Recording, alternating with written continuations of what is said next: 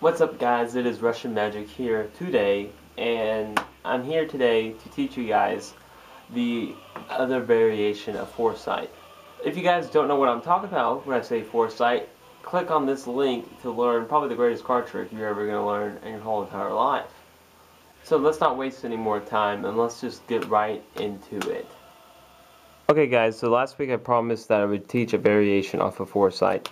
Now, once again, if you do not know what Foresight is, make sure you watch the instruction video of how I teach you guys the setup of the deck, and there will be a link in the description, also you can click somewhere here, but make sure you know the setup and you already have your setup Foresight deck, okay? So Foresight originally is a mentalism trick, but here I'm going to show you guys a magical effect you can do. So I'm going to perform it really quick for you guys. So I bring out the deck. I show that the deck is completely blue. I ask the spectator to pick out any card. They can pick out any card. Let's say they pick out the Queen of Hearts.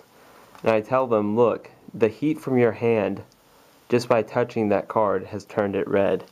And something really weird, if I put your red card somewhere in the middle of the deck, what will happen is that the heat will travel to the rest of the deck. If you just give it some time for it to heat up, you can see that the whole entire deck has turned from ice cold blue to red. And you want to know something even stranger than that? If I remove the red card from it and give it some time, you can see that the deck has turned back to ice cold blue. Alright guys, so I'm going to teach you guys this trick real fast. If you've seen my first video, then you pretty much already figured it out. But you don't have to use the same pattern as me, because I know some of you guys won't be using a red and blue deck. I'm just using red and blue, but you can still use the trick. So I bring out the deck and I show the dominant color just as is. You don't have to worry about exposing the back. Just show the dominant color as is. So you want to dribble like so, showing that all the cards are indeed blue.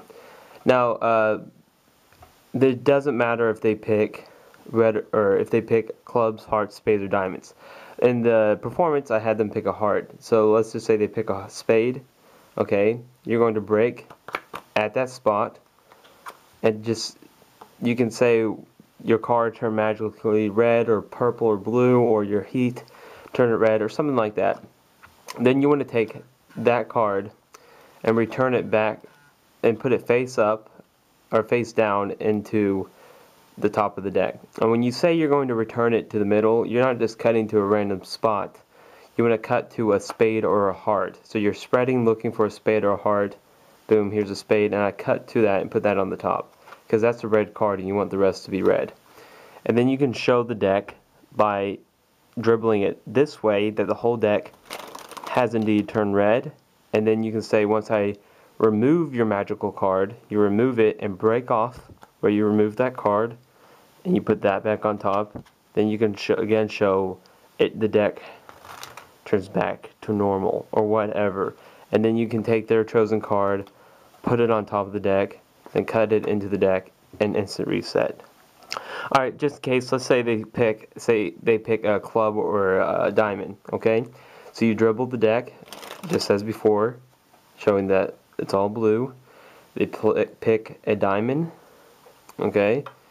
You break off right here, and I use the pattern. You guys, since it's blue, water, I say something like, oh my gosh, this is a really special card you took out of the deck. It's the whole water source for the whole entire deck. And they'll be like, what? What are you talking about? And then you show them, you see the whole deck has dried up. And some dirt's red. You can just say it's dried up, and then you can flash that all the cards are red now. And then you can say something like, to make it blue again, we have to put this card face up, just as before. You're spreading, saying you're cutting the deck in half, but really you're just looking for a club or a diamond, doesn't matter. And then you can see, look, just give it a second, and the whole deck has hydrated back to its normal state. And then you flip the deck back over. This one's really easy. All you take to reset, you take the blue card, flip it back in its spot, and square the whole deck up. Instantly reset it. Alright guys, so I really hope you guys enjoyed this little magical effect, this little variation off of Foresight.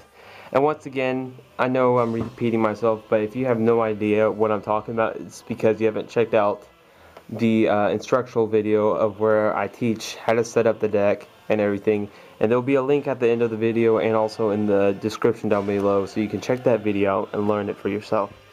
But I love you guys, and I'll see you guys next week, so goodbye.